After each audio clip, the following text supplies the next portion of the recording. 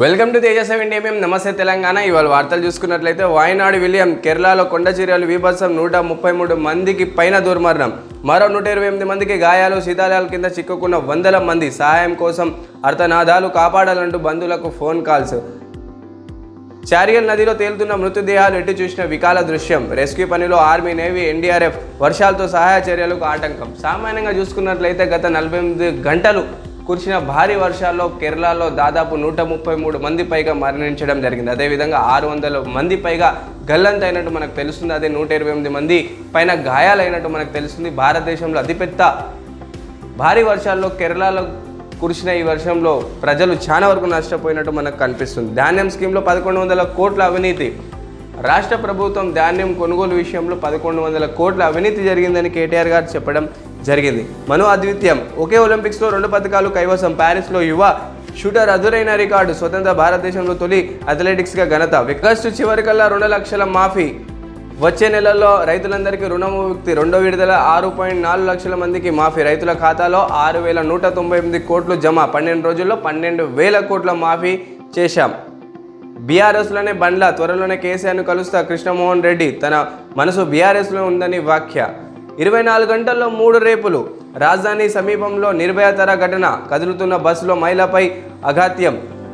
చంటి బిడ్డతో నిద్రిస్తుండగా డ్రైవర్ లైంగిక దాడి. వనసల్పురంలో సాఫ్ట్వేర్ ఉద్యోగినిపై గ్యాంగ్ రేప్. నల్గొండ జిల్లాలో దివ్యాంగులపై దారుణం. దద్దరిల్లిన కోటి. జీతాలు పెంచాలంటూ ఎన్హెచ్ఓ కాంట్రాక్ట్ ఉద్యోగులు మహాధర్నా. వేలాదిగా తరలి వచ్చి కమిషనర్ ఆఫీస్ ముట్టడి.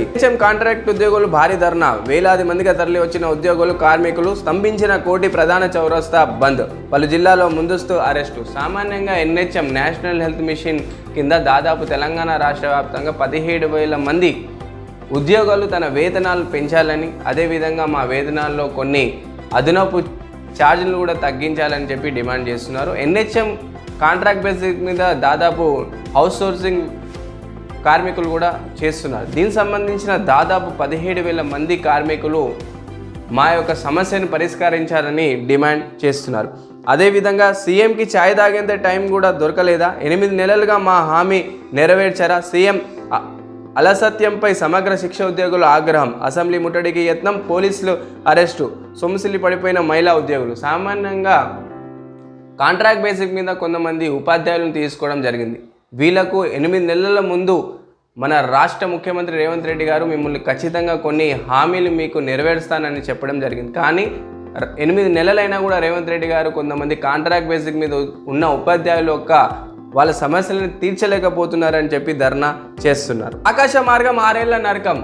సామాన్యంగా మీరు చూసుకున్నట్లయితే ఉప్పల్ నారపల్లి ఎలివేటెడ్ కారిడార్లో ఫ్లైఓవర్ పనులు నిలిచిపోవడం మీరు గమనిస్తున్నారు. దీనివల్ల చాలామంది ప్రజలు ట్రాఫిక్ సమస్యలను ఎదుర్కోవాల్సి వస్తుంది. ఈ ఉప్పల్ నారపల్లి ఫ్లైఓవర్లో చాలా మంది మరణించడం కూడా మీరు చూసి ఉంటారు. అదేవిధంగా ఎంతో మంది యాక్సిడెంట్లు కూడా మీకు ఆ రోడ్డు మీద కనిపించి ఉంటాయి. ఎందుకు కేంద్ర ప్రభుత్వం ఉప్పల్ నారపల్లి ఫ్లైఓవర్ని మూసేసింది? ఎందుకు ఉప్పల్ నారపల్లి ఫ్లైఓవర్ మధ్యలో ఆగిపోయింది? ఇక్కడ కారణాలు చూసుకున్నట్లయితే 7.2 కిలోమీటర్ పొడుగైన ఈ ఫ్లైఓవర్ దాదాపు 45 మీటర్ల వెడల్పు. సో దీన్ని 2018లో 600 కోట్లతో గాయత్రి సంస్థ ఒప్పందం జరిగింది. సో గాయత్రి సంస్థ ఎందుకు ఈ సెంట్రల్ ప్రభుత్వం తీసుకొచ్చిన నారపల్లి ఫ్లైఓవర్ని మధ్యలో ఆపేసింది? వీళ్లకు గాయత్రి సంస్థకు 600 కోట్లతో ఈ ఫ్లైఓవర్ మధ్యలో ఆపేయడానికి ముఖ్యమైన కారణం నిధులు ఇవ్వలేక. అదేవిధంగా గాయత్రి సంస్థ 600 కోట్లతో ఈ ఫ్లైఓవర్ ఇంకొక 100 కోట్లు కేటాయించాల్సి వస్తుందని కేంద్ర ప్రభుత్వాన్ని కోరడం జరిగింది. కానీ కేంద్ర ప్రభుత్వం ఈ 100 కోట్లు ఇవ్వలేక ఆ గాయత్రి సంస్థని మధ్యలో ఆపేయడం జరిగింది. ఇప్పుడు గాయత్రి సంస్థ 100 కోట్లు తన మీద భారం వేసుకోలేదు.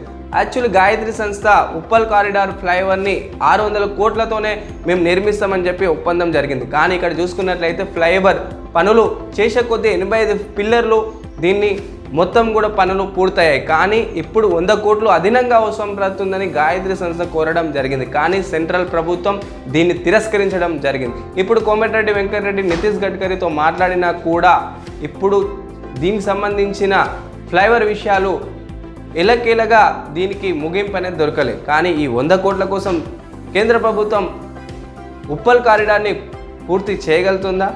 100 కోట్ల కోసమే ఈ ఫ్లైఓవర్ ఆగిందా? దీనివల్ల సామాన్య ప్రజలు నష్టపోతున్నారా?